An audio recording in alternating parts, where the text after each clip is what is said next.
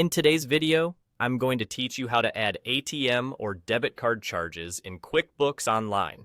If you've ever found yourself scratching your head trying to input these expenses, worry no more.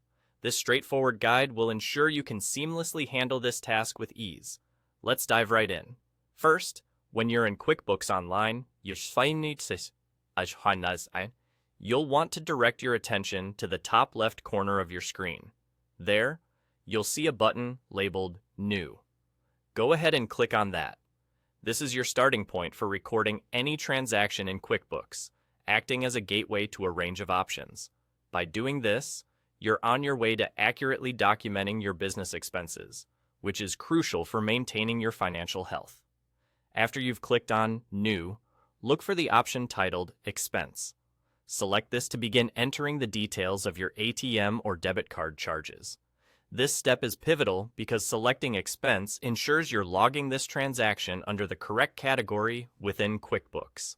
It's essential to make sure you choose the right option so that your records are accurate and reflect a faithful snapshot of your financial activities. Next up is the filling out of your expense details. Carefully enter the specifics of your expense in the fields provided. The software will typically ask you for the date of the expense, the payee or vendor, and a brief description of the transaction. You'll also see an option to select the account that this expense should be assigned to. Choosing the correct category is critical, as it dictates where this transaction will reflect in your financial reports, helping you maintain clarity and precision in your financial tracking. Once you've selected the appropriate account category, go ahead and input the amount for the expense. Be sure to double-check these figures before moving on. Quick accuracy here saves time and potential headaches later when you're trying to reconcile accounts or generate financial statements. Finally, once everything is filled out and reviewed for accuracy, you'll click on Save and Close. By doing so, you're instructing QuickBooks to store this information and integrate it into your existing financial data. This may seem like a simple task, but it's a crucial step that solidifies your hard work, ensuring your debit card charges are recorded correctly and efficiently.